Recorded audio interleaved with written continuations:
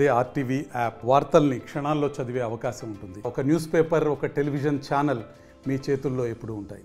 మరి రైతులకి గతంలో ఏం చెప్పినారంటే, పెట్టుబడి ఎదుకుండా ఏ రైతుకైనా సరే మా ప్రభుత్వం వస్తే 20,000 రూపాయలు డబ్బులు ఇచ్చి మీకు ఆదుకుంటామని చెప్పినారు. మరి ఈ రోజుకి 10 నెలలు పూర్తయింది.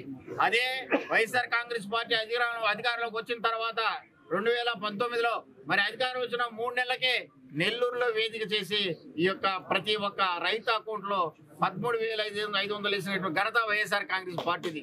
4 సంవత్సరాలు మాత్రమే 12,500 వేస్తారని చెప్పి జగన్మోహన్ రెడ్డి ఇంకో అడుగు ముందుకేసి 5 సంవత్సరాలు 13,500 వేసి 67,500 ప్రతి ఒక్క రైతు ఖాతాలకు వేసిన ఘనత జగన్మోహన్ రెడ్డి కదా. ఒకసారి ఆలోచించండి, రైతుల పట్ల ఏ ప్రభుత్వం ఉంటుందో, రైతులకు అండగా ఏముంటున్నారు, రైతులకు అండగా ఏ కుటుంబం ఉంటుంది, ఒకసారి ఆలోచించాలా. ఇక్కడ రైతులు అయితేనేమి, ఇక్కడ కూర్చున్న ప్రతి ఒక్కరు కూడా మరి మేము పిలిచాం, ఏ యొక్క పార్టీకి సంబంధం లేకుండా రైతులందరూ రండి, ఏ పార్టీ అయినా పర్వాలా, పండించినటువంటి ధాన్యానికి మద్దతు ధర ఇవ్వటమే దానికి మా బాధ్యతగా తీసుకున్నటువంటి బాధ్యత శాసనసభ్యుడు నల్లపరెడ్డి ప్రసన్న పాటు తీసుకున్న నిర్ణయానికి ఇక్కడ ఉన్నటువంటి మేము అందరం కూడా కలిసి వచ్చి పనిచేయడం జరుగుతూ ఉంది.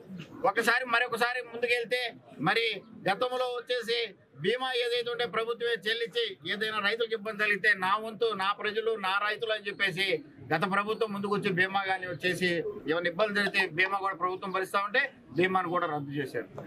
గతంలో ఏదైనా కానీ ధర ఏమన్నా ఇబ్బందికరంగా ఉంటే ధర స్థిరీకరణ నిధి కోసం మరి అసెంబ్లీలో 3 కోట్లు కేటాయిస్తే ఈసారి వచ్చేసి 3,000 కోట్లు కేటాయిస్తే ఈ ప్రభుత్వం, చంద్రబాబు నాయుడు గారి ప్రభుత్వం 300 కోట్లు మాత్రమే కేటాయింది. అంటే ఒక 10% మాత్రమే కేటాయించింది. ఒకసారి ఆలోచించండి, రైతుల పట్ల ఉన్నట్టు సిద్ధశుద్ధి.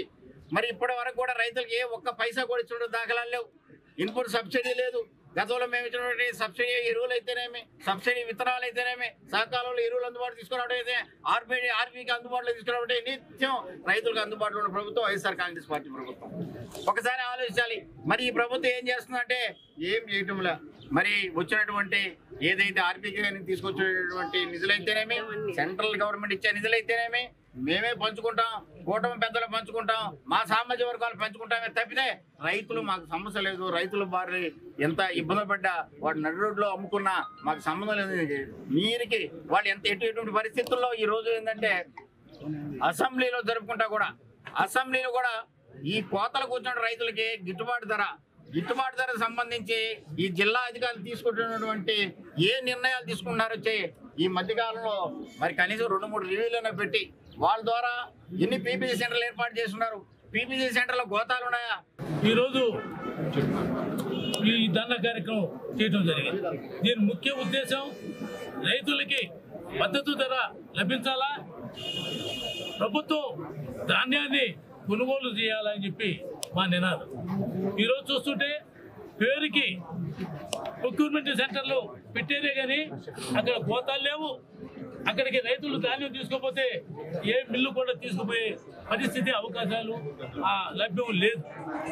కాబట్టి మనం ఈ రాష్ట్రంలో, ఉమ్మడి రాష్ట్రంలో అయినా సరే రైతుల పక్షపాతిగా ఎవరైనా పనిచేసిన ముఖ్యమంత్రి అంటే మొట్టమొదట నందమూరి తారక రామారావు గారు, ఆ తర్వాత వైఎస్ రాజశేఖర రెడ్డి గారు, ఆ తర్వాత జగన్మోహన్ రెడ్డి గారు. ఉదాహరణకి గతాన్ని ఒక్కసారి మనం గుర్తు చేసుకుంటే చంద్రబాబు నాయుడు గారు ముఖ్యమంత్రిగా ఉన్నప్పుడు వ్యవసాయం దండగని చెప్పారు.